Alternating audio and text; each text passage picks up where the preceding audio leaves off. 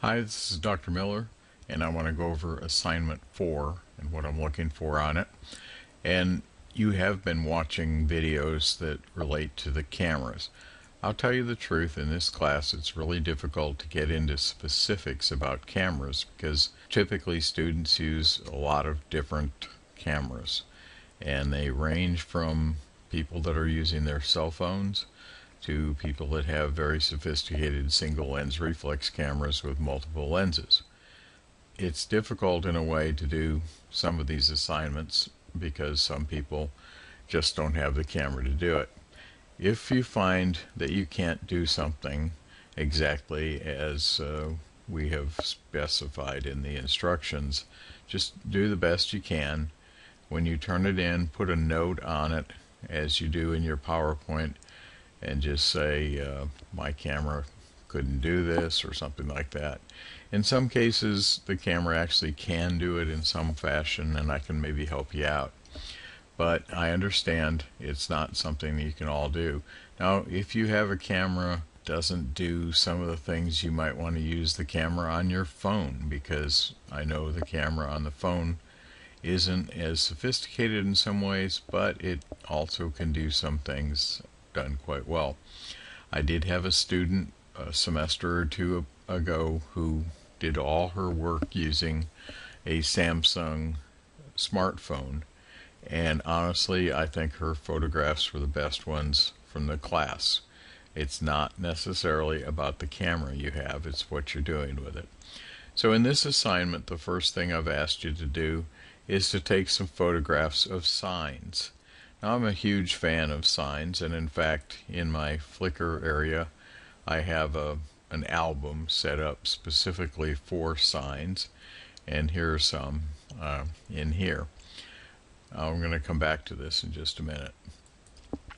Now, what I want you to do is take a photograph of a sign. Make sure that we can see some of the background. And for example, if I go back to my stuff here, this photograph here at the University of Tennessee, Chattanooga would be good, as with this one.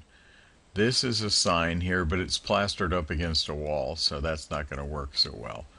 This is another one. Don't use these.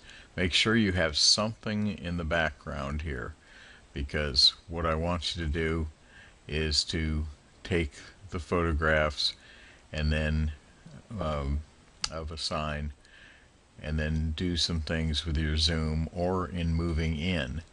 And if you have a sign like this one that's up against brick, it's not going to show what we need to see.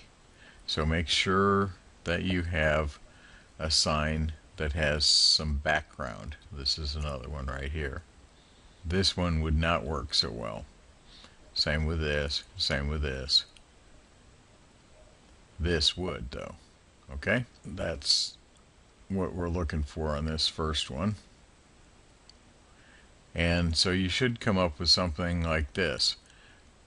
You're going to take a photograph of a sign and use your different lenses if you have interchangeable lenses, or your zoom lens. So you're going to take one, I'd actually like it even closer than this, of a sign. Do not move, and then widen it out. So this one is the telephoto one, and then this one is far back as you can get.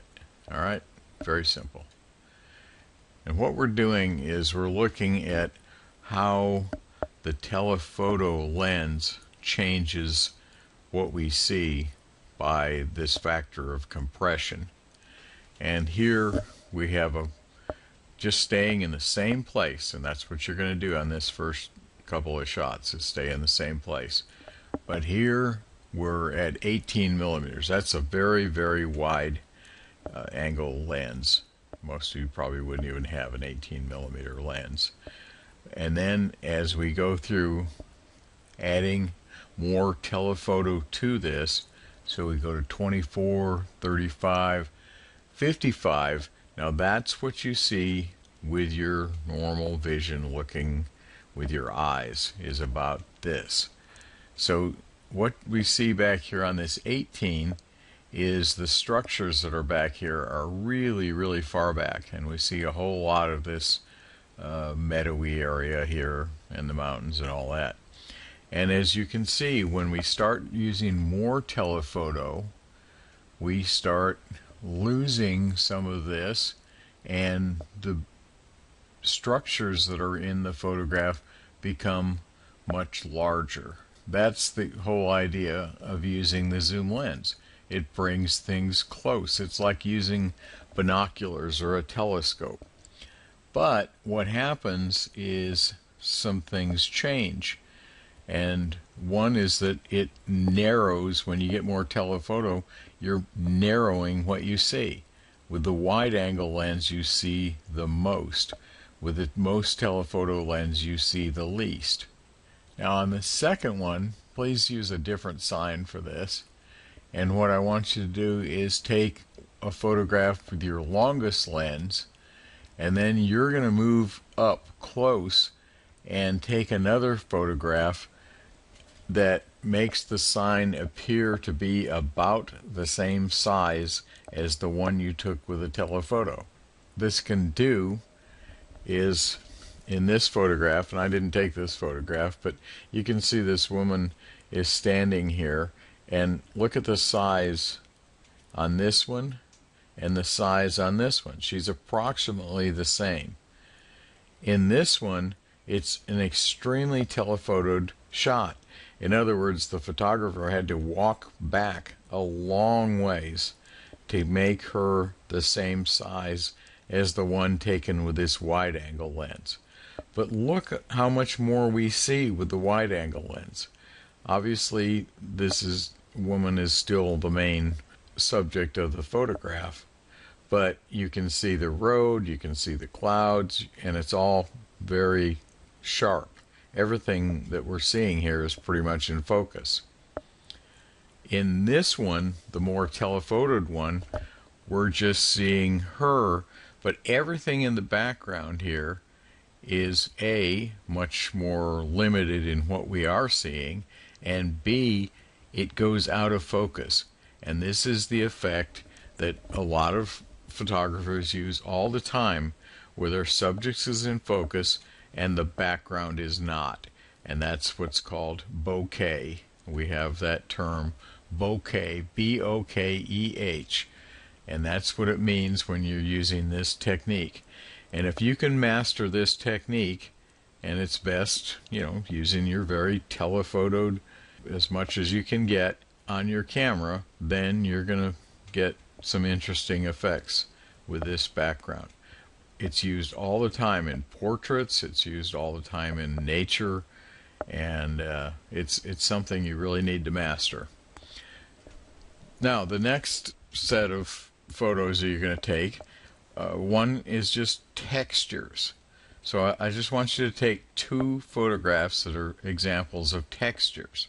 Now, technically, I guess everything has a texture, but what we're looking for is something interesting, a texture that is interesting. So here we can see this photograph has both bricks and then this wood, and the textures, the two of them side by side, that makes kind of an interesting photograph. This is a wall, and these stones make a textured pattern that's kind of interesting. This is actually part of a lighthouse, but the texture of these rivets along here looks kind of interesting. Now, one thing to notice is these shadows, and if you have shadows, it makes the texture a little more prominent. Now, another thing you want to do on the texture shot pretty much is to shoot right at a straight on angle. In other words, don't turn the camera where you're getting the sides of this stuff. Just shoot it straight at it, a 90-degree angle. Part 4 of this assignment, yes, we're going to take more portraits. We're going to take a lot of portraits in this class because Portraits are one of the things that's going to define you. If you can take good portraits, people are going to be very happy with what you're doing, partly because that's really what people want, is photographs of each other, their families, their friends, and things like that. But I want you to follow these instructions very, very carefully. You need to do this just like this. So we're going to have some different photographs. I want you to select one person as a subject. You can't use a pet. You can't use an animal. You have to use a person. This needs to be somebody that's going to cooperate with you and help you take some interesting portraits. In the very first one, I want you to sit the person down in a chair. Now think about the background too. If you have a background that's just in your living room, for example, and there's a lot of cluttered stuff behind you, that's probably not going to be as interesting. Even in the same way, just a blank wall can be kind of boring, but on the other hand, it can work. Now remember that thing about the telephoto? I really suggest that you try to use a telephoto lens, which means that your subject isn't going to be right in front of you. You may have to step back a bit, maybe 50 feet or so even. So in the first one, we want the subject sitting and looking directly at the camera. Now remember, on portraits, we really want to primarily get their head. You can take portraits of more than that, but for this exercise, just kind of consider their shoulders and their head as what we're seeking here. Okay? The first one is just right at the camera. On the second one, the person is going to be seated and basically facing forward, but you as the photographer are going to move to the side a little bit. And then that means you're going to get them to turn their head towards you. So we've created a different kind of angle for them in terms of their body. And this is a technique that is used in portraiture all the time, and I just want you to try it. Now the next one, we want the subject to be facing you, but I want you to have them touch their head or face in some way with one or both hands. I don't care if it's one or it's both, but think about how you can work with them. And this is really what you're doing. You're working with the subject. This is a sitting portrait. And this is something that's not a candid. It's not a, oh, I've got my camera, I take a picture of this person while they're looking this way. You are working with the subject in a posed situation. So this next one, they're going to be touching their hands to their face. They're either one hand or two hands to their head or face in some fashion. Use your creativity on this. And then the final one here, the subject is seated and facing you, but we're going to be using a prop. And I'll leave that up to you. All right, I'm going to show you some examples now. This first one is the head on. One of the things we'll talk a little bit about along the line is lighting. And in this photograph, you can see most of the light is coming from this side over here, and there's some light coming from this side. This light is stronger, and this light is not. So I don't expect that you're going to have the type of lights that a professional photographer is going to have, but just be aware of the light, and it may be natural light. But this is an effect of using strong light on one side and lesser light on the other that creates some interest because it creates shadows. Okay, this is the one where they're turning their head. So you can see that the subject here is actually facing in this direction, but her head is facing a little this way. Creating this kind of turn there just makes it a different kind of look, and it's interesting and it's very effective. Okay, here's one with the hands. And as you can see, this is straight on, and obviously the poser here is aware of the camera, but see how the hands sort of shape the face.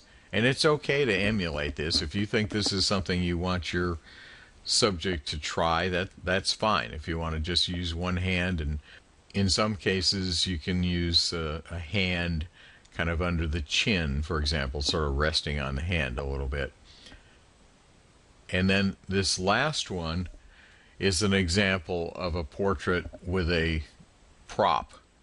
And so this is kind of a weird photo, I know, but it's a guy, and he's looking actually into this cup or glass, whatever this is here. Again, look at the lighting on this, and this is very dramatic lighting. It's basically coming just almost entirely from this direction. You can see it, you know it's coming from this direction because see how the fingers are lighter on this one side and the face is lighter, and you can actually even see the reflection of the light in the glasses. And this, all this stuff back here is so dark it's just kind of gone to black. And that's okay. This is a dramatic lighting. You don't have to do this kind of lighting. I just think it's something you want to pay attention to. Just use your imagination on this and have them hold something in their hand or hands, and make it the fourth one of the photographs. So again, we're looking at a subject straight on, a subject whose body is facing one direction, but they're turning their head towards you and you've moved to the side. And then one where they're touching their face or their head with one or two hands. And then the final one is using the prop. So here they are again. All right. Now the fifth part of the assignment is I just want you to take two photographs that you think are really, really good photographs. Something you are proud of, something maybe that has applied some of the things you've learned already, and just give me something really good. Make it interesting, and I think most of the rest of the assignments we're going to have some element of just letting you be creative, because that's really what we're trying to do. Remember, photography is part technology and it's part art.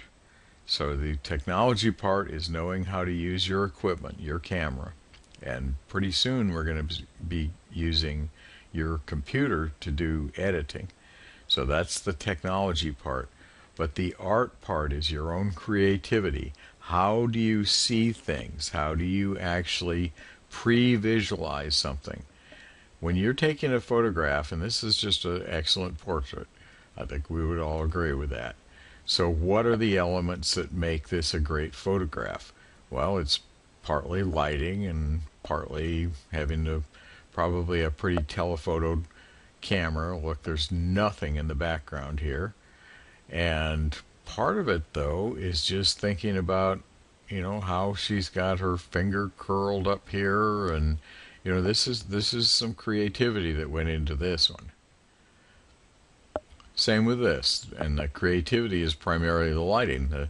The subject isn't doing anything.